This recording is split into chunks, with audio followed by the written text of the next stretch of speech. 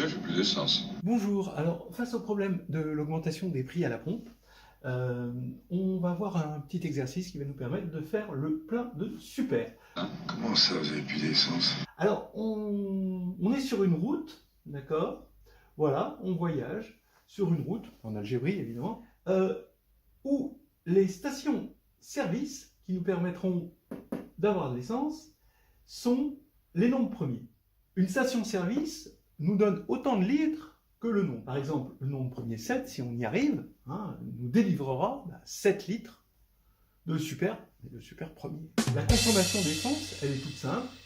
Pour aller du nombre n au nombre m qui est supérieur, eh bien, il nous faut m moins n litres d'essence. Arrêtez-vous! Alors, on va se donner un exemple. Donc d'abord, ici, on a donc le nombre de litres. On part de 2, qui est premier, donc on a 2 litres. Mais on va jusqu'à 3, donc on n'a plus que 1 litre. Non, il faut une station fine. Mais 3 nous délivre 3 litres. Donc on se retrouve avec 1 plus 3, donc 4 litres. Maintenant, pour aller jusqu'à 5, il nous faut 2 litres, donc il ne nous reste plus que 4 moins 2, 2 litres, mais à 5, on aura 7 litres. Le freux pour les 100 ans. Maintenant, il faut aller jusqu'à 7. Oui, ce qu'il faut, il nous restera 5 litres, et plus 7, ça va nous faire 12 litres. C'est pour mon petit neveu, il fait une crèche. Etc. Là, il va nous falloir quand même 4 litres. Vous voyez qu'il y a un trou ici, ça va faire 8, mais on va nous délivrer à la station 11 litres. Donc ça va nous faire 8 et 11, 19.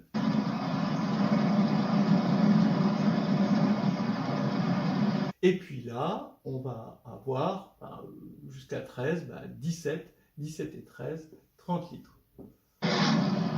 Ça a l'air d'être tranquille. Bon, on va supposer que le réservoir est assez gros dans la voiture. Eh bien, la question évidente, c'est la suivante. Pour l'instant, tout se passe bien, mais jusqu'à quand? C'est-à-dire, est-ce que je vais toujours pouvoir continuer indéfiniment ma route? Ou dit autrement, est-ce qu'à un moment, le trou entre deux nombres premiers successifs sera supérieur au nombre de litres d'essence que j'ai dans ma voiture?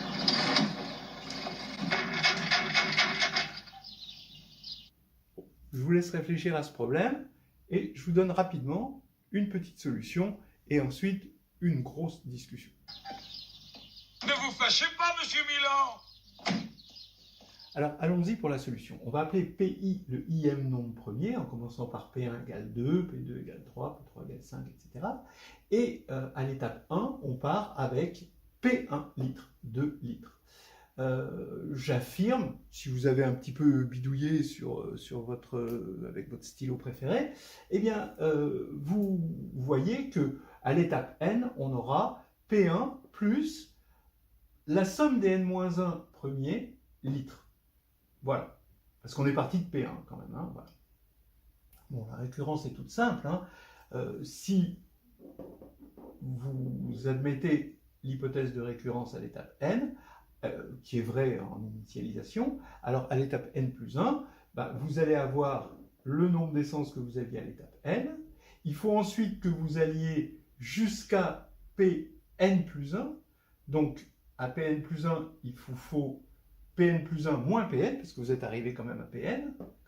Donc, il faut enlever autant d'essence qu'il y a de différence entre Pn plus 1 et Pn. Et ensuite, vous arrivez à Pn plus 1 et vous obtenez votre volume Pn plus 1 en essence. Donc ça nous fait bien, il y a disparition ici de Pn plus 1 et on va avoir plus Pn. Donc on retrouve bien la récurrence à l'étape d'après. Bon, très bien. Maintenant, il y a une condition quand même, il nous faut pouvoir arriver à faire ces sauts. C'est-à-dire que le saut entre Pn et Pn plus 1 moins Pn, va nous coûter autant de litres d'essence, donc doit être inférieur à ce qu'il y a dans notre réservoir. Donc là, j'ai mis 2 P1, voilà, plus P2 jusqu'à Pn-1. Voilà. Donc ici, vous avez cette inégalité, et ça, c'est la condition. Hein.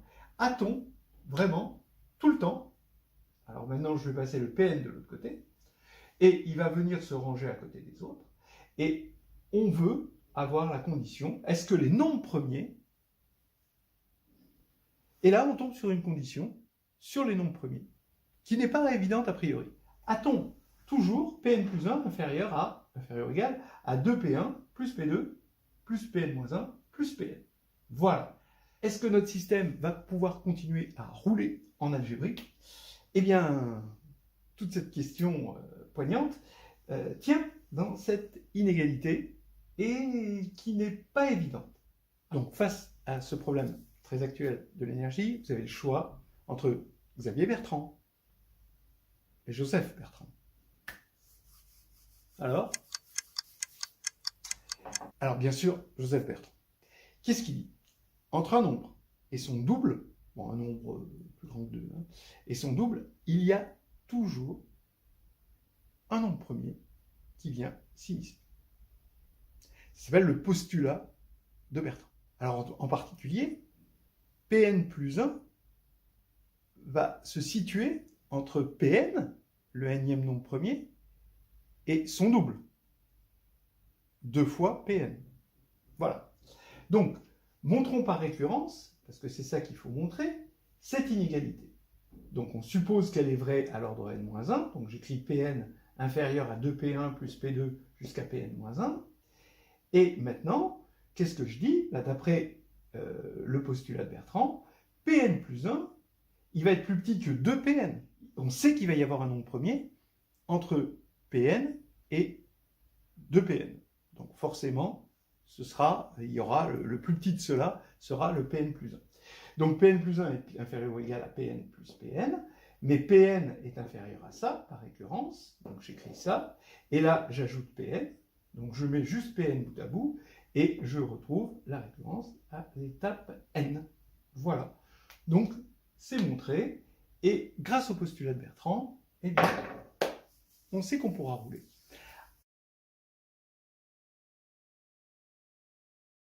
Alors maintenant, ça peut créer des frustrations. Hein.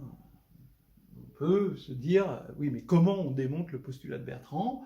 On peut se poser... Puis ça s'appelle le postulat de Bertrand. Pourquoi ça s'appelle le postulat de Bertrand? Est-ce que ça a été démontré? Est-ce que c'est comme l'hypothèse de Riemann? Est-ce que c'est un problème à $1 million? Et c'est un tirage qui s'est déroulé sous le contrôle d'un huissier de justice. On va répondre à toutes ces questions immédiatement. Alors, c'est en 1845 que Joseph Bertrand émet le postulat de Bertrand, soit n supérieur ou égal à 2, alors il existe un nombre premier strictement compris entre n et 2n. C'est très très simple, je pense que c'est grâce à cette simplicité qu'il a réussi à circuler un petit peu partout.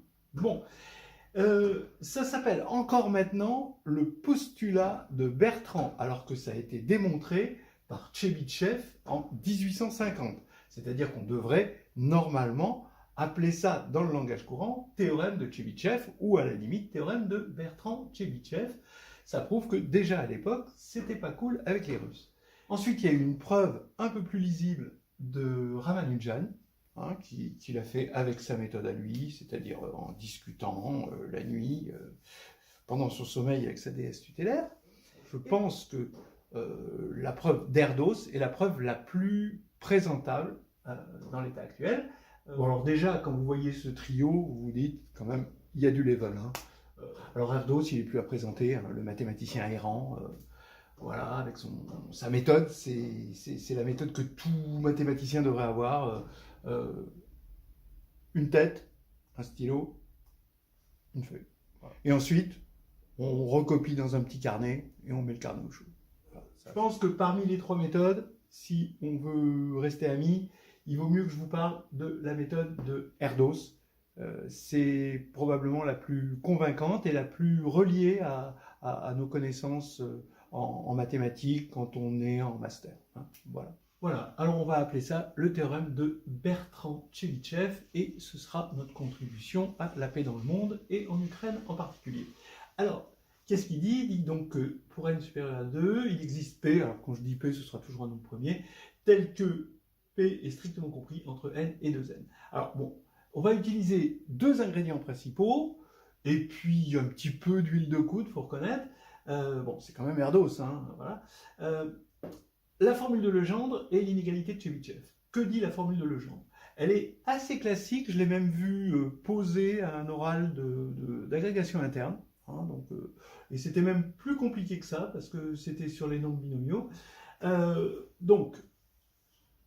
On regarde la p-valuation de factoriel n, c'est-à-dire quel est l'exposant de p dans la décomposition de factoriel n en facteur premier.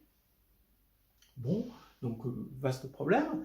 Et bien, c'est égal à la somme pour k égale 1 à m de la partie entière inférieure hein, de n sur p puissance k, où m, c'est la partie entière inférieure, donc de log de base p de n, ou log de n sur log de p.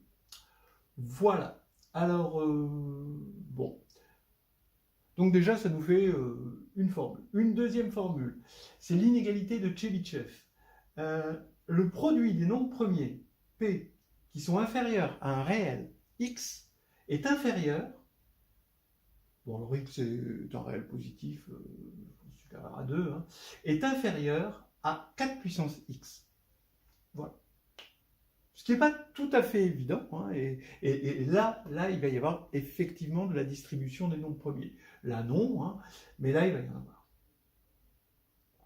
Et ça va être un mélange des deux, vous allez voir. Alors, commençons par montrer la formule de Legendre.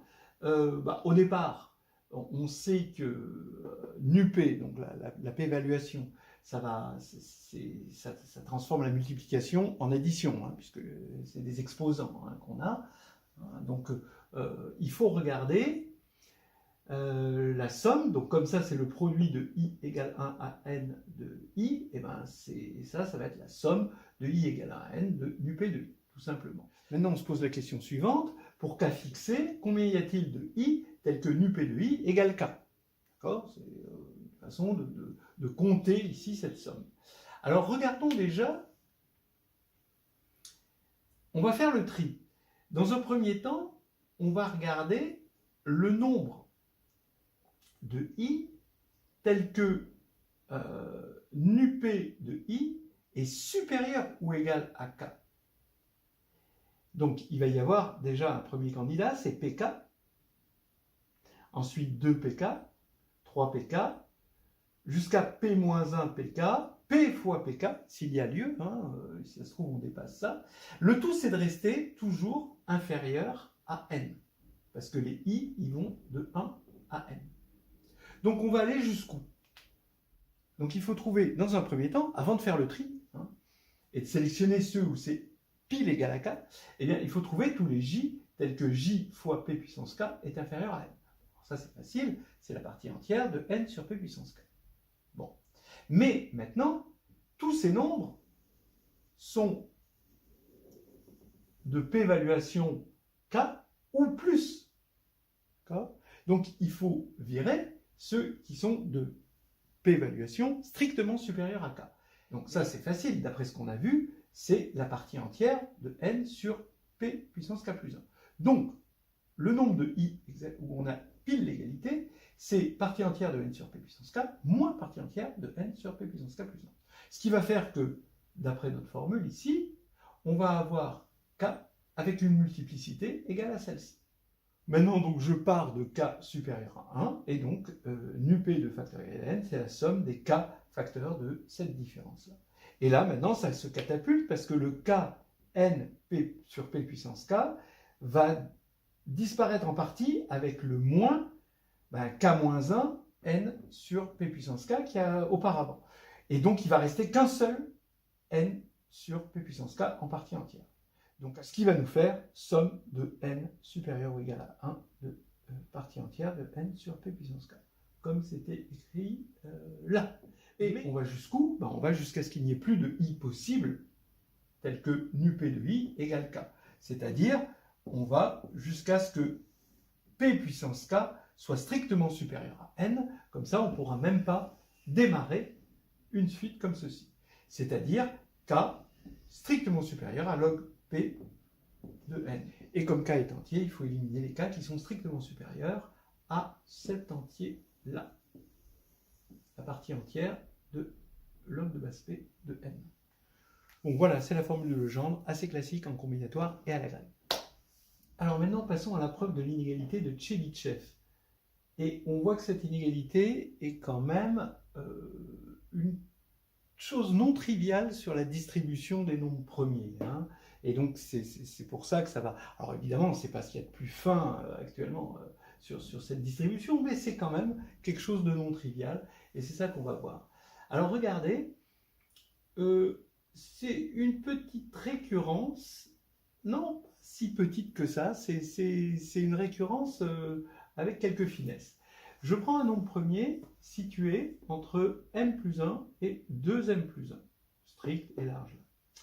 Et j'affirme que P divise factoriel 2m plus 1 sur factoriel m plus 1. Effectivement, il ne peut pas diviser, donc on sait que ça divise ça, évidemment, puisque c'est un nombre binomial.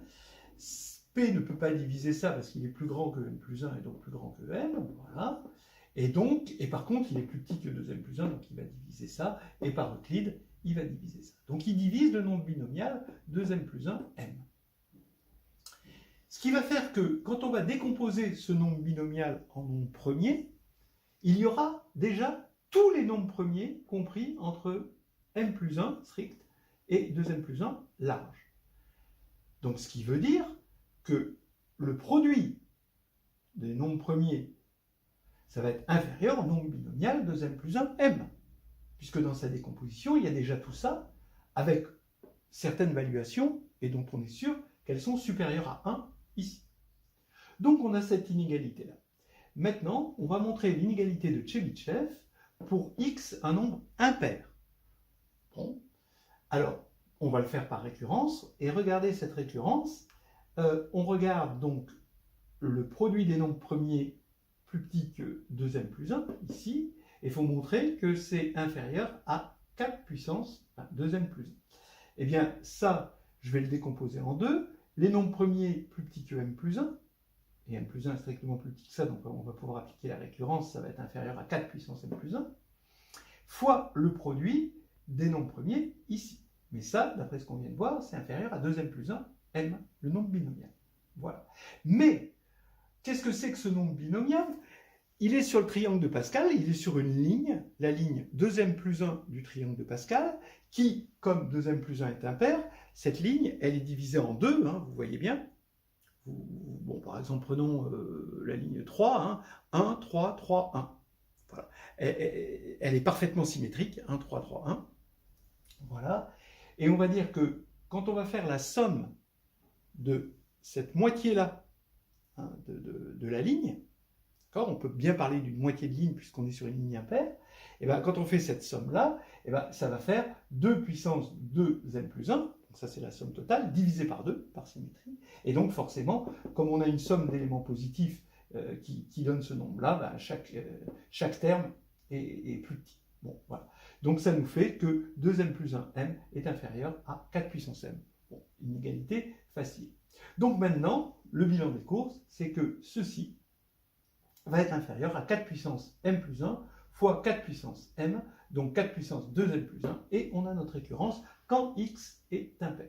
Maintenant, quand x est quelconque, réel, hein, x est un réel quelconque, hein, voilà, il n'y a pas de problème, parce que tous les nombres premiers sont impairs. Donc on va prendre, quand on va prendre le produit des p pour p plus petit ou égal à x, p sera plus petit ou égal à un certain impair qui est plus petit ou égal à x. Voilà. Et donc c'est inférieur, donc je peux effacer ça. Donc ça va être inférieur d'après ce qui précède à 4 puissance 2m plus 1, mais comme 4 puissance x est une fonction croissante, et que 2m plus 1 est plus petit que x, et bien ça fait inférieur à 4 puissance x. Et on a démontré l'inégalité de Tchebychev. Alors maintenant, on va commencer la manipulation fine de l'utilisation de ces deux-là pour le théorème de Tchebychev. Et là maintenant, c'est le sprint final. Alors en même temps, ça va être des petites mains, ça va être des petits détails, un petit peu du cas par cas, mais c'est quand même très très joli parce qu'on a l'impression de commencer à pénétrer ces arcanes de la distribution des nombres premiers. On va regarder la décomposition en nombres premiers du nombre binomial 2n, n. Cette fois-ci. Donc c'est le produit de P puissance, et puis on va appeler ça lambda P de n, hein, les puissances qu'on a ici. Donc d'après la formule de Legendre, lambda P de n, comme ça c'est factoriel 2n sur factoriel n au carré, eh bien ça va être la somme de k égale 1 à petit m de la partie entière inférieure de 2n sur pk moins 2 fois la partie entière inférieure de n sur pk. C'est exactement, hein, ça vient exactement de la formule de Legendre et de la multiplicativité. Alors là, on a des nombres ici, on a m, hein, bien sûr, c'est le log de base p, attention, de 2n. Hein, voilà. Alors regardez, on a une somme de m nombres qui sont sous cette forme-là, partie entière de 2a moins 2 parties entières de a. Où a, là, c'est n sur p puissance 4, bon, bien sûr. Mais ça, vous remarquerez que c'est égal soit à 0 ou 1.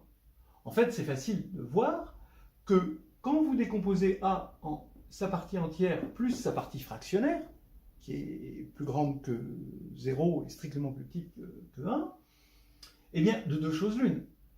Soit la partie fractionnaire est strictement plus petite que 1,5, et dans ce cas-là, quand vous allez faire partie entière de 2a moins 2 parties entières de a, vous allez obtenir 0.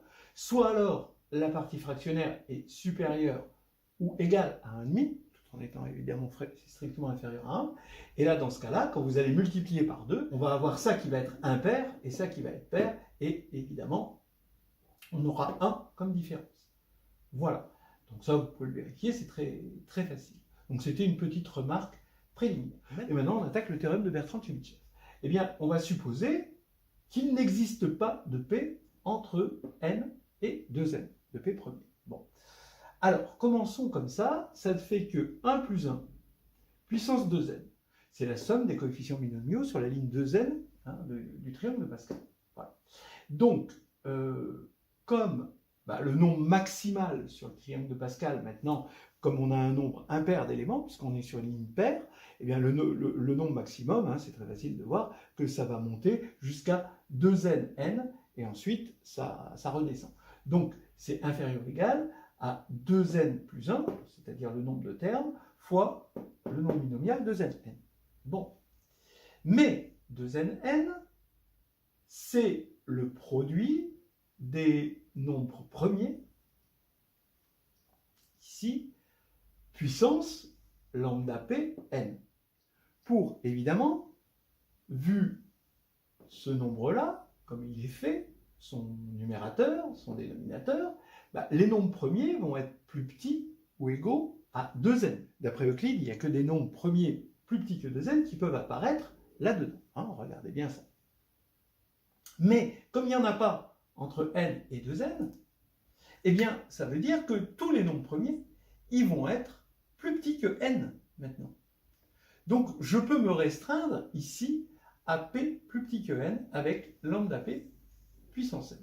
Donc maintenant, je veux montrer que ça va être plus petit que ça et tomber sur une espèce d'absurdité, sur lequel je ne tomberai pas, mais bon, c'est pas grave, on va s'en sortir quand même. Donc je veux limiter ce lambda p puissance n, hein, pour tomber sur une espèce de contradiction qu'on verra plus tard. Eh bien, on va faire du cas par cas. Bon. D'abord, si P est strictement supérieur à racine de 2n, ça veut dire que P2 est strictement supérieur à 2n. Bon. Donc ça veut dire ici que m est égal à 1. D'après ça, m va être plus petit que 2, et comme il est plus grand que 1, parce que... pourquoi il est plus grand que 1? Parce que P est forcément inférieur à 2n, eh bien ça fait m égale 1. On a pris la partie entière. Donc, m étant égal à 1, il y a m termes, donc ça veut dire un seul terme, et compris entre 0 et 1. Donc ça veut dire que ce lambda pn, il ne peut pas être très grand, hein, ici, il peut valoir que 0 ou 1. Donc déjà, ça c'est sympa. Hein, ça limite, on est assez content. On peut même dire mieux. Si p est strictement supérieur, et là c'est important, à 2 tiers de n, tout en étant inférieur à n, hein, comme on lui demande, Eh bien, on a lambda P de n égale 0. Oui, regardez, parce que n sur P va être supérieur à 1, d'après cette inégalité-là, mais d'après ça, va être inférieur, strictement inférieur à 3,5. Donc la partie fractionnaire va être inférieure à 1,5, et donc on est dans le cas où ce terme-là, c'est 0. Donc ici, on a carrément 0. Maintenant, qu'est-ce qu'on peut dire en général quand on n'est pas dans cette situation-là, et mieux dans cette situation-là? Ce qu'on peut dire, c'est que P puissance lambda Pn, ici, eh bien, étant donné que lambda Pn, c'est une somme de k égale à 1 m de nombres qui valent 0 ou 1, c'est inférieur à m. Donc, P puissance lambda Pn est inférieur à P puissance m, évidemment. Et P puissance m, d'après la définition de m, c'est inférieur à 2n. Voilà. Voilà. Donc ça y est, maintenant on a tout. Regardez. Là, on a 2 puissance 2n, donc 4 puissance n. C'est inférieur à 2n plus 1 fois. Alors, on va scinder. On va prendre déjà les p premiers jusqu'à racine de 2n. Donc, comme la p puissance lambda p de n est inférieure à 2n, ça va nous faire 2n, on a une majoration, 2n puissance racine de 2n. Vraiment, c'est une majoration très grossière, puisque ça, c'est toujours inférieur à 2n, et qu'il y a au plus racine de 2n, nombre premier, compris entre 1 et racine de 2n. Donc, bon, c'est vraiment très grossier. Maintenant, qu'est-ce qu'il nous reste? Il nous reste le produit des p, pour p, compris, donc strictement supérieur à 2n, mais inférieur à n. Mais comme ici, il n'y a que des zéros, il suffit de se restreindre à inférieur ou égal à 2 tiers de n. Voilà. Alors ça, je peux l'écrire, alors donc 2n plus 1, 2n puissance racine de 2n, et là, je peux majorer par le produit des p pour p inférieur ou égal à 2 tiers de n, donc j'oublie ça, majoration grossière encore une fois, et utiliser l'inégalité de Chebyshev pour dire que c'est inférieur ou égal à 4 puissance 2 tiers de n. Voilà. Donc maintenant, je passe le 4 puissance 2 tiers de n au dénominateur ici. Ça va faire 4 puissance n sur 3, qui doit être inférieur ou égal à ceci. Voilà. Oui, mais regardez, c'est pas tenable. Parce que, oui, il va y avoir des n. Je ne suis pas tout à fait tombé sur une démonstration par l'absurde, parce qu'il va y avoir des n qui peuvent vérifier ça, mais ça ne va pas tenir longtemps. Passez par exemple au log. Là, ici, vous allez avoir du n, quand on passe au log. Ici, on va avoir du log de 2n plus 1, qui est négligeable. Et ici, on va avoir du racine de 2n, log de n, qui est aussi négligeable devant n. Donc, ça ne va pas tenir longtemps. Et on se rend compte que cette courbe, si on fait une étude de fonction, que ça va être plus petit pour un certain nombre de n ou de x. Vous n'avez qu'à remplacer n par x réel. Et puis après, ça va redescendre. Et j'ai trouvé avoir que pour n égale 468, là, ça y est, ça chute. Et ça devient plus grand. D'accord? Voilà. Ce qui veut dire qu'il n'y a qu'un nombre fini de n à checker, à vérifier, que l'on vérifie très facilement, et pour les autres, il ne peut pas y avoir cette situation à cause de l'inégalité inverse. Voilà, on a fait le plein de super. Attendez, voyons. Je mélange. J'ai un bidon, attendez, il y en a pour 1 minute.